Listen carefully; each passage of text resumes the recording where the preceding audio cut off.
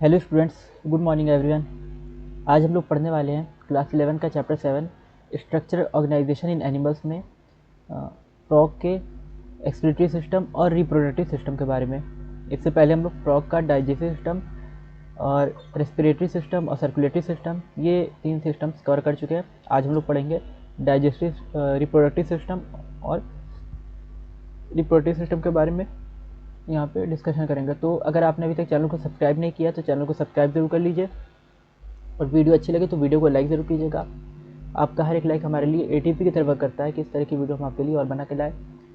और ये video class 11th वाले बच्चों के लिए, जो लोग क्लास 11th में हैं और नीट की प्रिपरेशन कर रहे हैं। और आपने अगर अभी तक चैनल को सब्सक्राइब नहीं किया तो चैनल को सब्सक्राइब जरूर कर लीजिए, और वीडियो ज़्यादा से ज़्यादा लोग को शेयर कीजिए ताकि और लोग जो भी नीट की तैयारी कर रहे हैं उनकी तैयारी में हेल्प हो।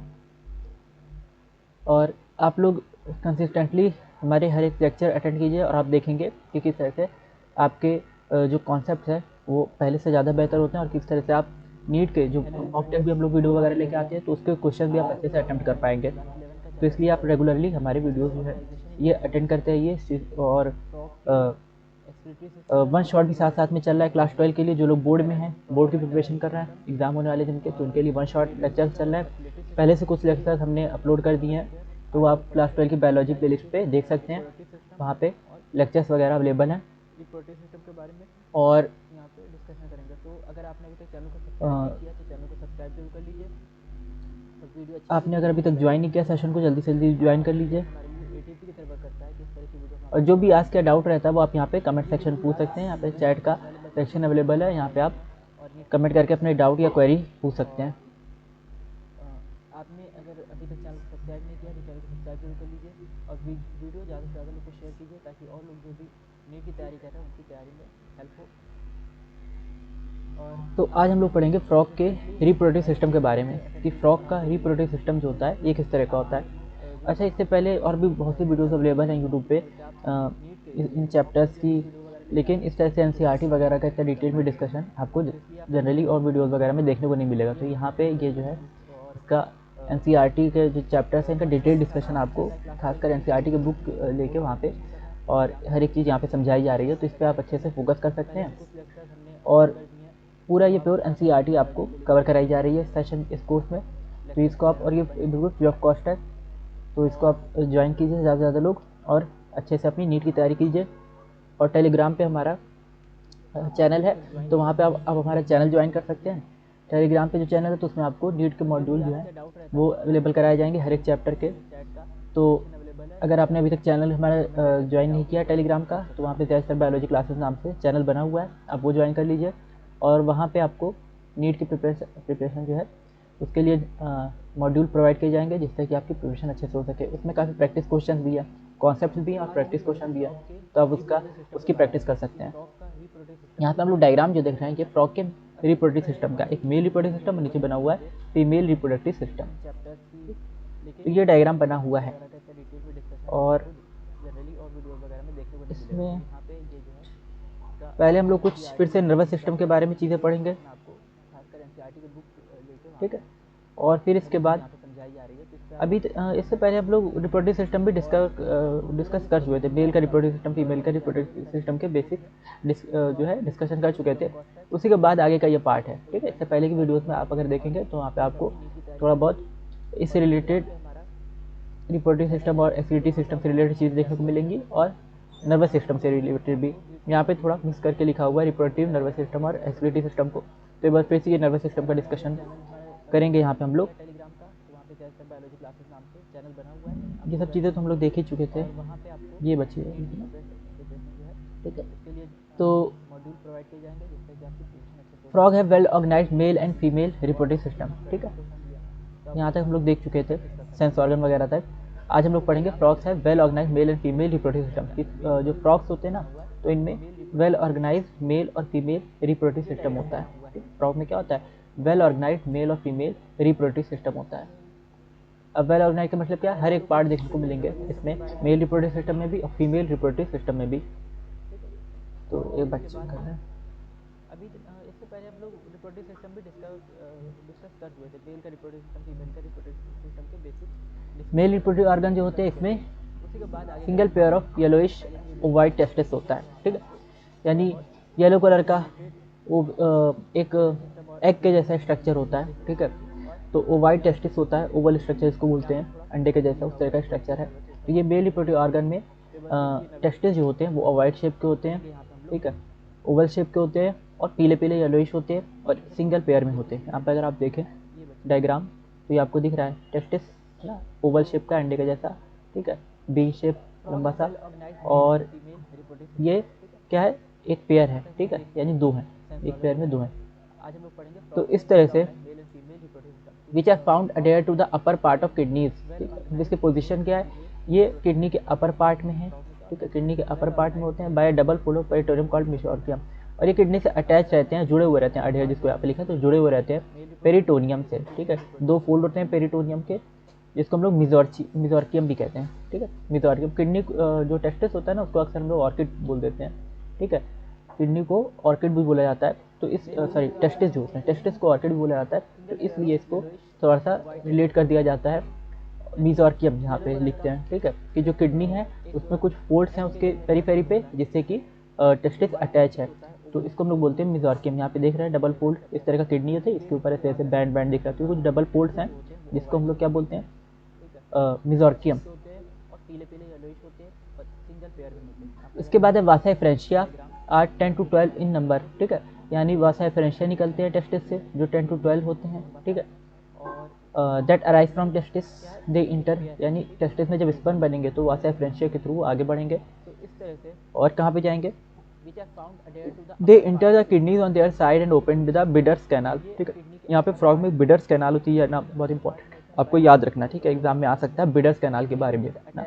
तो ये क्या होते हैं, इसके बाद स्पर्म जो वासा फ्रेंशिया है वो एंटर करती है दोनों तरफ से, किडनी के दोनों साइड से बिडर्स कैनाल में ओपन होती है, ठीक है, यानी ऐसे लूप बनाते हुए जाती है। जो वासा फ्रेंशिया है ये इस तरह से लूप बनाते हुए टेस्टिस में, यहाँ पे टेस्ट दिखाया तो नहीं हुआ ये चीज़, वासा फ्रेंशिया दिखाया हूँ यहाँ पे, बहुत ज़्यादा क्लियर यहाँ पे नहीं दिखाया है इसको, ये लूप बनाते हुए जाती है, ठीक है, किडनी के साइड से लूप बना रही है, सब पूरा घूम के जा रही है, टेस्टिस से निकल रही है, और ये जो लंबी लंबी लाइंस बनी है ना ये चीज़, ठीक है, फिंगर के जैसे बनी हुई है, तो ये टेस्टिस से निकल रही है और ये लूप बना के पूरा घूमते हुए किडनी से आगे बढ़ रही है, ठीक, बिडर कैनाल में ओपन होती है।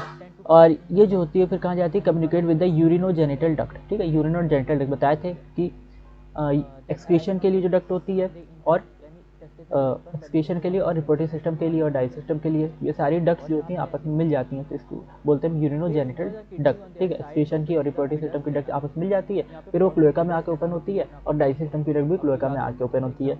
तो इस तरह से यूरिनोजेनिटल डक्ट में क्या है कि इसमें एक्सक्रीटरी जो होती है, एक्सक्रीटरी सिस्टम जो है तो उसकी डक्ट भी यहाँ पे आके मिली हुई है, यूरेटर, और रिप्रोडक्टिव सिस्टम की जो वासा फ्रेंशिया बिडर कैनाल वगैरह वो भी यहाँ पे आके ज्वाइन कर लिया उसको, एक सेम डक्ट को। यहाँ पे देखना स्ट्रक्चर मैं दिखा देता हूँ, ये है यूरिनोजेनिटल डक्ट, थोड़ा सा सैलन पार्ट दिख रहा है ना, यहाँ पे दो डक्ट कंबाइन है, एक आई हुई है वासा फ्रेंशिया बिडर कैनाल के थ्रू ये ओपन हुई है इसमें यूरिनोजेनिटल डक्ट में, और एक आती है किडनी से यूरेटर वाली, ठीक है, यूरेटर वाली जो कैनाल वो क्या कहते हैं डक्ट है वो यहाँ पे आएगी। तो ये यूरेटर और वासा फ्रेंशिया दोनों यहाँ पे यूरिनोजेनिटल डक्ट में ओपन हो रही हैं, ठीक।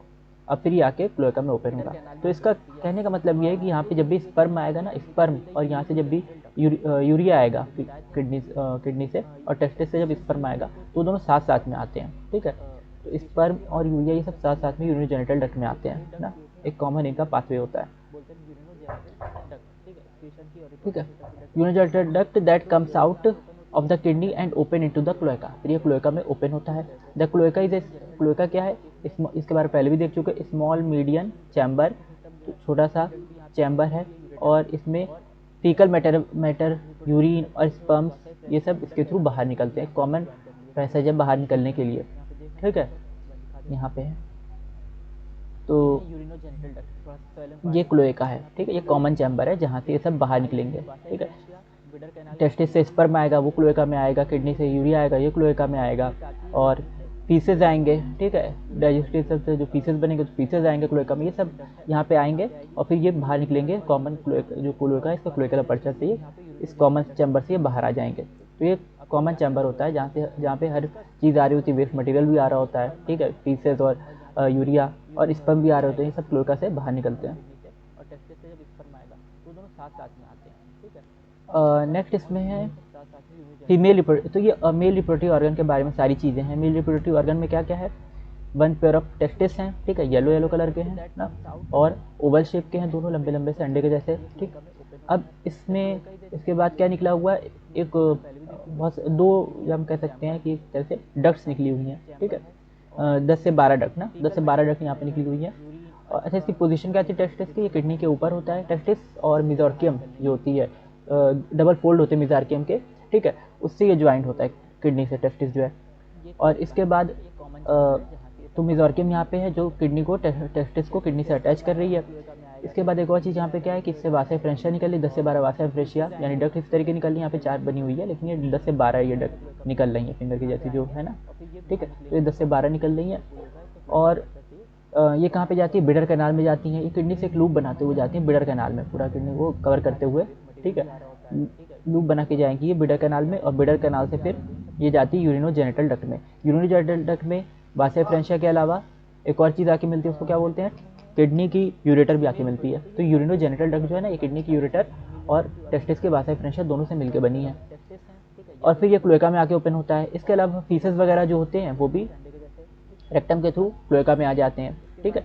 यूरिनरी ब्लैडर का जो यूरिया वगैरह होता है यूरिनरी ब्लैडर में इकट्ठा होता है, वो भी यूरिया भी इसमें आ जाता है क्लोएका में। तो ये सारी चीज़ें क्लोएका में कॉमन चैम्बर जो कि मीडियन होता है, ठीक है, बीच में एकदम है मीडियन जिसको बोल रहे हैं, और इस चैम्बर में आके ओपन होते हैं, और ये चैम्बर से फिर वेस्ट प्रोडक्ट और स्पर्म वगैरह सब क्लोएका के थ्रू बाहर आ जाएंगे।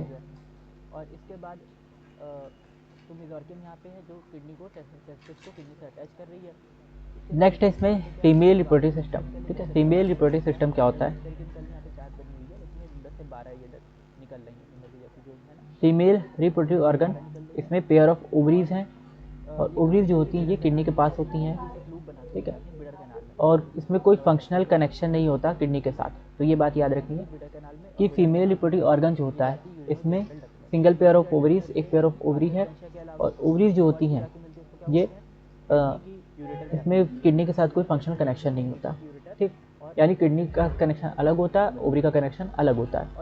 और फिर इससे ओविडक्ट निकलती है, ठीक है, ओवरी से ओविडक्ट निकलती है और ये क्लोएका में ओपन होती है। ओवरी से ओविडक्ट निकलती है, क्लोएका में ओपन होती है सेपरेटली।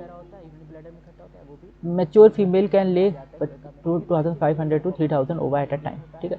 तो ये फीमेल जो होती हैं वो 2500 से 3000 ओवा एक टाइम पे ये क्या करती हैं, ले करती हैं, ओवा को प्रोड्यूस करती हैं, यानी एग बनाती हैं। तो एक टाइम पे 2500 से 3000, ठीक है, एग एक टाइम पे बनते हैं। और रिप्रोडक्शन इसमें कहाँ पे होता है, तो ये फर्टिलाइजेशन जो होता है वाटर में होता है। एम्फीबियन जो होते हैं फर्टिलाइजेशन के लिए या रिप्रोडक्शन के लिए वाटर पे डिपेंड रहते हैं, इसीलिए इनको एम्फीबियंस बोलते हैं ना, फ्रॉग वगैरह। तो फर्टिलाइजेशन जो होता है वाटर में, यानी स्पर्म और ओवा जो है एग, ये कहाँ पे मिलेंगे, वाटर के अंदर मिलेंगे। तो एक्सटर्नल होता है फर्टिलाइजेशन, फीमेल की बॉडी के बाहर, ह्यूमन में जनरल का देखते हैं, फीमेल की बॉडी के अंदर जो है फर्टिलाइजेशन होता है, स्पर्म जाता है यूट्रस में, और फिर वहाँ से एम्प्लोस्टमस जंक्शन पे फिर वहाँ फर्टिलाइजेशन करता है ओवा के साथ। लेकिन फ्रॉग में क्या होता है, फ्रॉग में जो फर्टिलाइजेशन होता है स्पर्म और ओवा का, वो कहाँ पे होता है, वाटर में होता है। और मैच्योर फीमेल ये क्या है, 2500 से 3000 यहाँ पे ओवा एट ए टाइम से बन रहे हैं।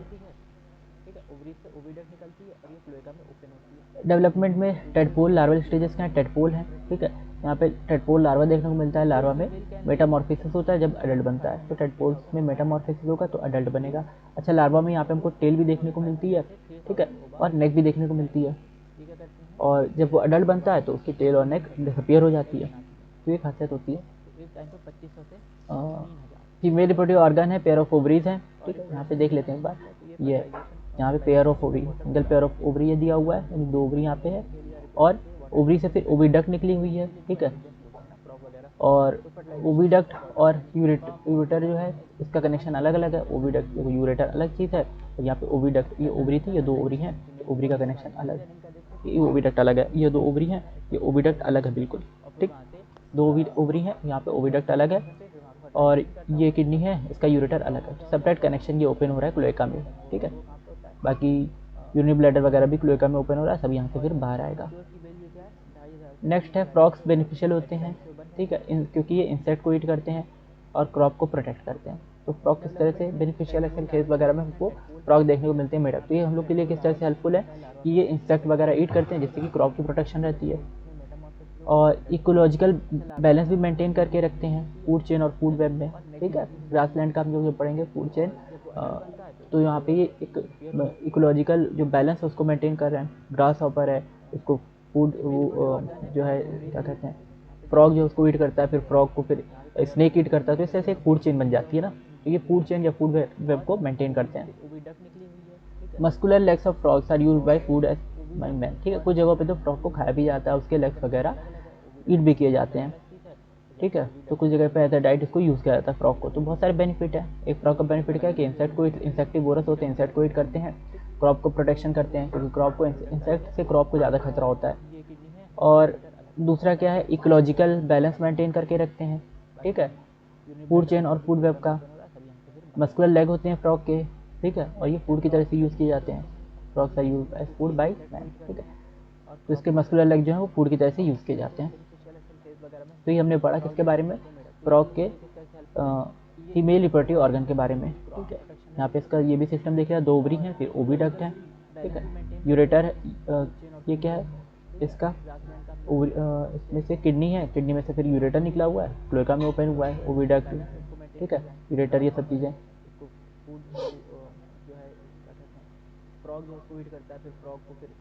तो हम लोगों ने ये पूरा चैप्टर कंप्लीट कर लिया, ठीक है। नेक्स्ट हम लोग चैप्टर स्टार्ट करेंगे सेल वाला, वो अपने नेक्स्ट लेक्चर में स्टार्ट करेंगे। आज हम लोग का एक चैप्टर कंप्लीट हो गया है।